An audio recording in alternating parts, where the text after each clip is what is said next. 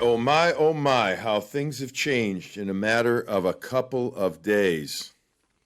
As we welcome you in to Morning Brew with Jaffe and Razor. The Bruins complete the back-to-back home, not home and home, back-to-back 3-0 victory over the New York Islanders. They beat them 4-1 the night before. They outscored the Islanders, the team that had dominated them at times this season, had gone undefeated, and Islanders were 5-0, Bruins were 0-3-2 against them coming into this back to home series. And meanwhile, the Bruins are right there with them. I mean, holy smokes, Razor!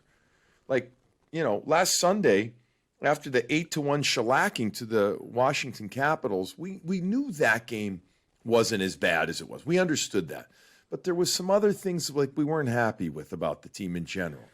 And now it's like a mixture of Christmas meets Hanukkah meets Kwanzaa meets, 4th of July. I mean, what else? Boxing Day boats. Up in Canada? Duck boats. Let's not go duck boats just yet.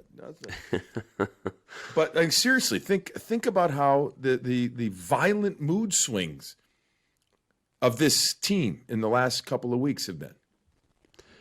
Certainly the one since Sunday evening when we're kind of preparing to do this show and wondering how we should take it. 8-1 loss. No one wants to talk about that. Trade that. And then bang, a couple trades, a few wins. And now we're sitting here talking about the fact the Bruins can, by the end, another 6-7 days from now, could be in second place in this division. They legitimately.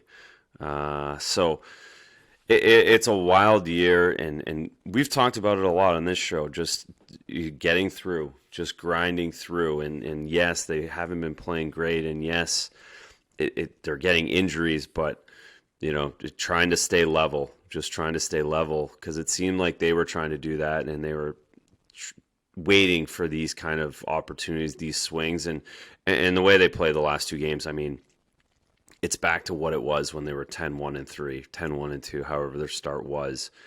But those had solid defense. You're right, but didn't those have more of the, we look really good, but we have these moments of whatever. Yeah. And then we got to come back. No, they had their third period comebacks were getting right. Yeah, they're skating across thin ice on those. You're right.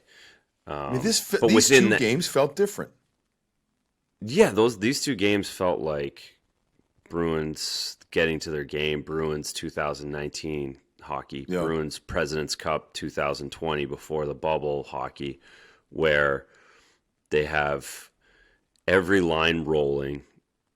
They have solid team D, no more breakaways, no more 2-on-1s, no more crazy stuff happening, just solid coming in waves hockey. Yeah, they had a couple of those in this game, especially early on. Remember, they had a couple early on in this one. But let's talk about that, because what I really liked about the game on Friday, this game, the 3-0 game, Razor, was that they didn't start great. It wasn't awful, but it sure as heck wasn't nearly as dominant as they were in the first period on Thursday night. And there were a couple of odd man breaks. There were a few turnovers. Swayman was excellent, did his thing, and, wore that number one proud, showed it proudly, bud. But the Bruins then found spots in that first period to regain control a little bit. They gave it back, and they regained it again here and there. And you know what? Overall, damn, this was, especially once they got that goal late, that was huge, just huge. Yeah. And those are the things that in the last 15 games prior to this week, you felt like we talked about timing of the power play goals, having opportunities where, man, that's usually where they pull away, or that's usually where they come and find a way to get a goal there and get back into the hockey game. And that's what tonight, this Friday night game was, scoring at the end of the first, scoring right at the end of the second, and all of a sudden the game felt out of hand. Because of the way they were playing. They had those timely goals that we've become accustomed to as well. What do you think the best part of that first goal was. Did you have a favorite part of the goal with 2.5 seconds left? You know what, which I mean might be indicative of how things have been going, but my favorite part is David Pasternak burying that. And we've seen him with some really good opportunities, and he hasn't been able. He's missed the handle on that. It's flubbed off his stick. He hasn't got the right angle. So it wasn't the most impressive part of the play, but in context, that was what was most striking about the play is that he buried it. It didn't just happen to go in. He ripped it over the bar, right under the bar, over the shoulder, made no mistake. It was patent David Pasternak. Almost to me, like Sorokin didn't think that they'd pull this play off. I don't know. I'm not saying it wasn't it was a great shot. It was a legit goal, but to me, it was like the Islanders in general didn't think, could they make this happen? Like, bang, bang, yeah, bang. the not enough time. You know what Sorokin did too is he chased the pass. So he really lunged out. He really chased that pass, and once he did that, he had no ability to go right to left.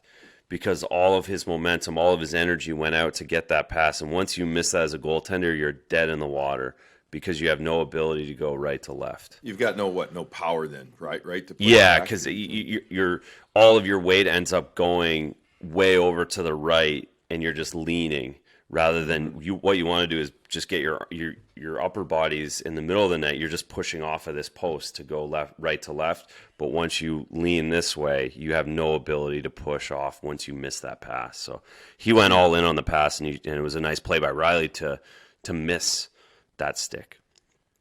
Razor, if you're watching on YouTube, you just saw Razor do a kind of a goaltender meets Richard Simmons kind of jazzercise routine. Right there. That's the most exercise I did this afternoon, too. I did nothing. That's why it looks so awkward. And then if you're watching or listening on our podcast, which, by the way, Razor, the fans have been outstanding.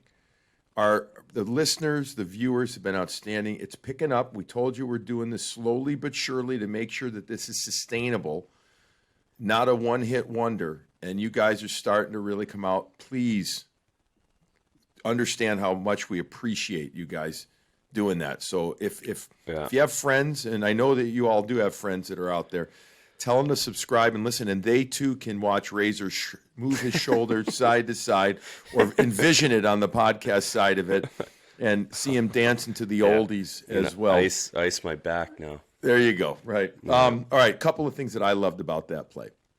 I did love Pasternak burying it. So when you're posting, you're in the slot like that. That bottom hand is strong. As soon you have to one time it. You're getting it. It's a snap one timer. It's not a slap shot one timer. So that bottom hand is quick torquing, and you're rifling it upstairs. That toe curve helps. Two other things though that I loved. I loved all the thing about it, but I loved Pasternak taking the hit to make the play on the initial dump into the zone. He got thumped. He went in there. He got put on his. When I say he got put on his ass, I mean he stumbled down. He got hit hard, but he got back up and worked his way. He recycled to the front of the net for that position. But I loved how his contact allowed for the play to start in the first place. Then the other little thing, I loved Mike Riley's heel touch pass back to Patrice Bergeron. When the puck came over to the left side, so it worked the rim all the way around, and that defenseman's job is to pinch when it goes from strong to weak side, to come in, to initiate. And he did that. He looked over to his right and saw that Bergeron was already third forward high. He was that third guy in line with the other defense. He was able to heel touch pass it to him. And by doing that, it didn't stop his momentum. He kept shooting down the left wing side, left wall, I should say. And that set it up for the play. Those are the little things that I loved about that play, too. Big goal, massive goal. Huge. And that we've, again, it's just, it feels different than what it did 2 weeks ago. Just does. Yeah. That goal, whether it's Mike Riley, whether it's David Pass, just all of it together. Good energy, just a good mojo. All right, well, good energy transfers then to the second period. Oftentimes that is what happens when you score a goal very late in a period, especially with the leadership the Bruins have. They come out, and then the Krejci line starts to do their stuff. Krejci line looked good again in this game. Later in the game, David may have handled the puck a little bit too long on the power play here and there. I'm splitting hairs, and as I like to say, I don't have a lot of hair left to split. But for a while, they had some really good shifts. The play that led to the goal, Taylor Hall's goal, a gorgeous zone exit by Steven Kampfer, turning the net on his backhand. So he's crossing over, left skate over right. He takes a nice route. He goes through the middle of the defensive circle. Instead of going to the wall, which would angle himself probably out of the play and allow the defender to seal him off, he comes right up, very Charlie McAvoy-like, in fact, comes right up that left wing side, but the middle, like dots. Envision folks just skating right over the dots. And he gave himself opportunities and then got the puck up to Krejci, to Hall, who then moved it with speed wide at the blue line. And then Krejci did his masterful pass back to Hall driving center lane. Yeah, and so my first thought was you on that play in your assessment of Hall and how he wants to control the puck through the middle, and so does David Krejci, and how are they going to deal with that? How are they? That's exactly how they deal with that. That's exactly how Taylor Hall takes it. He uses all his speed to back off of the D-men, get through the neutral zone. Krejci finds a soft spot, and then Krejci gets to hold it, and he gets to make the play. Whether that goes in this situation, he went back to Hall for the tip. Whether he holds it a little longer and finds Smith driving through the middle. Whether he pulls up, finds a D-man. Whether he puts it on net himself. That's exactly how they're going to adapt. That's exactly how they're going to connect carrying that puck. They both are going to have a lot of touch. Krejci might get it a little bit deeper through that neutral zone now. That works, especially when you have Kampfer give an angle to Taylor Hall the way he did. Like you said, skating up the dots, that allows Hall to either go up the middle or stay on the wing. And it makes the fortune that third winger decide where he can't play both. So Hall can read off of that. And in this situation, cut up the middle and uses that speed. You see the replay. The guys are backed way off. And Krejci has all kinds of space. Mayfield had no idea where to go, especially when Hall attacked him, too. Like, he had no idea. That's right. He attacks him. He gets inside his stick. He moves it wide. He then drives, and Mayfield's like, holy shit, where did this guy go? We haven't seen many goals like that from this team. And the other thing I was thinking on that goal, too, is this also changes the way the Bruins attack and the looks they have, because the first line is going to attack down low the way they scored their goal with Pasternak in front. That second line, if they can score goals off the rush like that, now you're cooking with gas, because now you're playing two different ways. You've got the D on their heels all of the time, and it just creates so much more. Yeah, I'd still say that and it's early still, and I'm not criticizing. I'm saying I still see at times, though, the two of them in particular, Hall and Krejci, watching each other. You know what I mean? They're still watching each other here and there instead of just, bam, go. That was a go. That was the epitome of go. So that's, to your point, what we want to see more of. That's going to happen in another couple weeks. There's still going to be a lot of plays where they're still, because again they both know hockey pretty well, right? They both know hockey pretty well, and they're watching each other, and it won't take them they'll figure it out. They're watching each other, and they're going to figure it out. I think they're both smart enough to do that. It's not a situation where they're looking at each other like, wow, I've never seen that before. I have no idea what to do now. Right. The excitement of Taylor Hall when he scored too, a nice little silly, but then let's go. It was. See, that's real there. Everybody, goal scorers like to score, right? We know that. But I watched his celly, and it wasn't a me celly, it was a we celly. It was stop, it was pump, it was let's go. He said, let's go. And he knew that goal was a sign of chemistry. He knew that was a sign of those two guys figuring it out, and his line figuring it out. And he knew that was an important goal for the team, but also for that line. You can just tell. And it's a vibe. It's a feeling that a player gets. You can't explain it except, he was looking right for his teammates right away. It wasn't, again, a me, Selly. Hey, look at me. It was a we, Selly. And those are the little things that I'm looking for constantly as this team gradually changes from what they were a week ago or less than a week ago to where they are now with the new players. Mike Riley, excellent again. We already talked about his assist. Had 3 shots, played 23 minutes, did a lot of good things.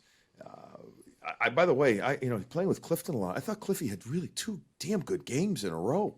I mean, really good games. I thought, especially the way good, smart, physical Cliffy was going. I really thought so. Yeah, I agree. And it comes down to, we talked about it the last game too, is when he has that forward support, when he's moving within a 5-man group, his game elevates because he can be aggressive. And that's when he's really good, is when he's aggressive. The issue is it's very noticeable when when he's on the ice with a group that's not moving as 5, his aggressiveness gets opened up.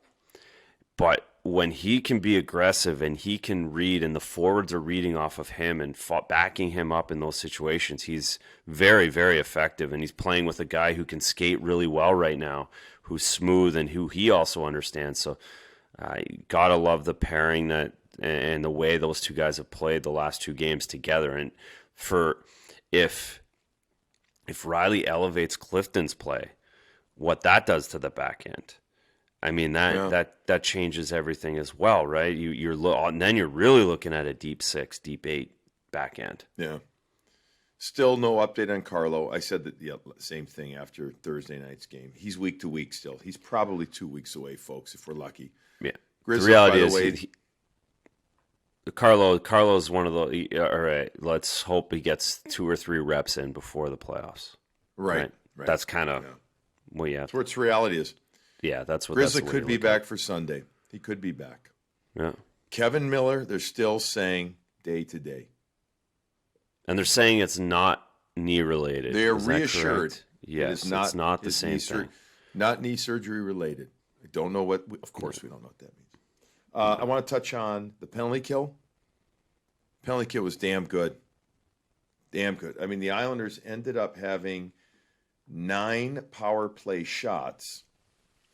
But they were 0 for 5 on the power play. I know the Isles power play is in the mid 22. So I was gonna rip the Islanders a little bit here and give a reason why I don't believe in them as much because of that power play. And Anders Lee's not coming back.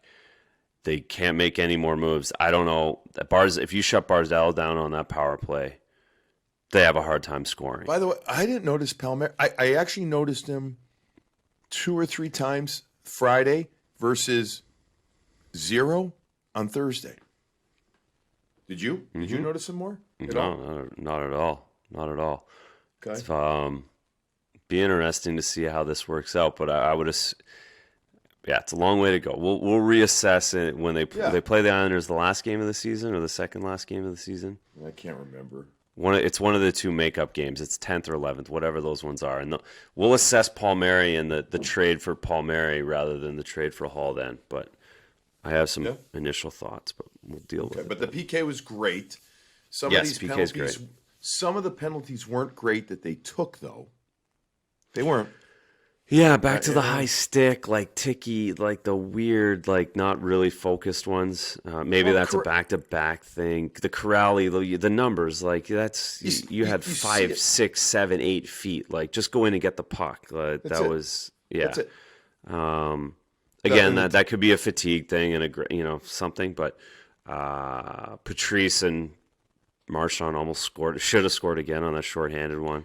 Yeah. But the PK in general, when they were pressed, and by the way, Corrali had 3 minors for 6 minutes in Pims. And he's a big penalty killer for them. He had that one PK where he was excellent. His stick work was pressing, forcing, pushing, especially up top. I mean, obviously they were just great. So that was a huge key in the game. 0 for 5 for Islanders in the power play, or 5 for 5 if we're going to look through Bruins glasses. First in the league. First in the league. Continue to do great. Charlie McAvoy was dominant in the third period. 8 minutes and 46 seconds, I believe, and 3:12 if it was shorthanded.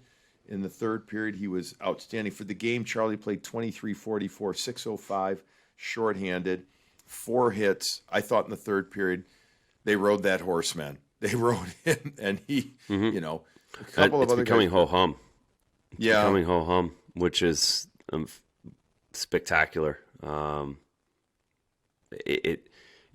You look at it 23 minutes every night, and it's like, all right, that's his number now. It's really his number. Oh, yeah. But I just love how heavy he plays come third period. I feel like his physical game and his senses are even higher. Like he knew Kevin Dean, the Bruins assistant, was going to say, kept tapping, hey, get out, get out, get out. And it's both scenarios, whether they're down 1-0 or up 1-0. He gets heavy in the third either way. He's moving. He's trying to score when they're down, or a situation like Friday against the Islanders, he's playing defense and he's lugging it and he's taking everyone out. So yeah, he's figured it out. He's legit. He is legit. All right, now the moment everybody has been waiting for. They're saying, Billy, what the hell are you doing waiting until 21 minutes and 9 seconds in to ask Razor about the other number one and the shutout for the kid? This is like you're waiting for the best part of the meal to be served, to use my favorite analogy, That's right. something involving food. By the way, let me tell you something about food. You, my friend, on Friday night would have been very happy with the TD Garden meal that they gave us. Yeah, you very would tell happy. me that after. All right. Very. What do we have? You would have. They had. It was Chipotle, basically. Garden style. They had the steak and they had the rice and the potato. It was, and they had small fajitas or soft tacos as well that they brought down. Wow. It was a Friday night special, huh? Oh, it was. Barry, it's like, oh, this is good. Can I take a few to go? But you really would have been happy. They even had salsa for us. Jeez, the booth was a deadly place. And they out. sent over pizza for us, too. Honest to God, it was just I ate egg. like a 10-year-old. All right, so you missed out. Hungry now. But what you didn't miss out on, because you watched it too, was Jeremy Swayman's performance. Goaltender's perspective, your eyes. What did you like most about it? I liked physically he looked the same as he's had. Physically, he's moving around. He moves around really well. He's got the game. He's got the skills. He's got the skating. The Bruins played really well. They've clearing things out. They're keeping everything outside. There was a few opportunities, but it wasn't under siege. Just the mid-20 shots is a pretty good night. Mm-hmm. The impressive part is Tuukka's back. We were at the rink in Warrior. We watched him practice after Tuukka's back. He's moving around well. He feels comfortable even around Tuukka. This situation tonight, this game is, it's starting to get to the point where Yaro's coming back. So you start wondering, is this going to be my last game for the season? So you have those mental things, those mental hurdles. I talked about it on Monday night with the Sabres game as well, where Tuukka's coming back, so now he is back. He might not play again for a little while. They don't have back-to-back. This might have been it. It really might have been it. And you're going into that, and you're thinking that as a younger guy, you might press a little bit. You might get distracted a little bit. You might get I've had a really good run, and I'll just overlook tonight's game. None of those things happened. He stayed within the game. He stayed within the moment. Made some saves, like you said, in the first period to keep it 0-0. Got the break to go 1-0. Got the break to go 2-0. And then it never really felt out of place. Never felt like he was going to give up a freebie. Mm-hmm. Yeah, I liked his poise. I did overall his poise. I just thought it's such a general term. I understand that. But just, how he handled a lot of different situations still. That, to me, is what impresses me the most so far. I mean, he's just, it's a visual thing. It looks it looks solid, right? I mean, that's Yeah. that's what No, I see. it looks so, and this is where I go, is where I want him to play 60 games in a row.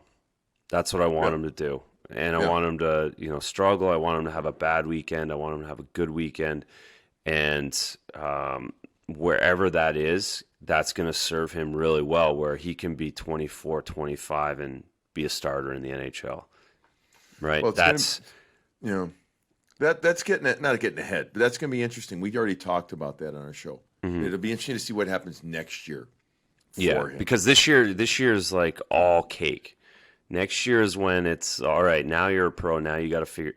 But it's not fair for me to jump ahead to that. Tonight that's a tough spot. It's a tough week for him. Vladar's going down to Providence. Vladar's back there trying to deal with that relationship. A guy that's a little awkward. I'm sure they're figuring it out. I'm sure they're handling it, but it is also, Vladar's sitting there like that would have been my start typically. So there's like stuff going on behind the scenes as well. Well, I'll tell you this: Vladar was really like big hug moment for him when it came. Since he was the backup on Friday, big hug for Swayman. It seems legit. Friendship, supportive. Yep. Let's wait and see. I'm curious, and we'll wrap up with this. So you mentioned Jaro Halaq, Razor. He's on COVID list. He's not one of these false positives that you have to test a few times and then clear after 5 or 6 days. This is obviously positive. We have heard nothing about it, but so he was going to be out at least 14 days. I believe today is Friday. Was day 12. I believe.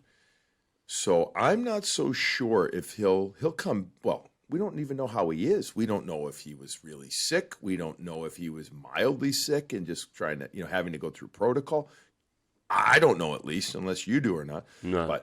But I don't know. I think you got a game Sunday. Tuukka's scheduled to start, and then you got 3 games in Buffalo.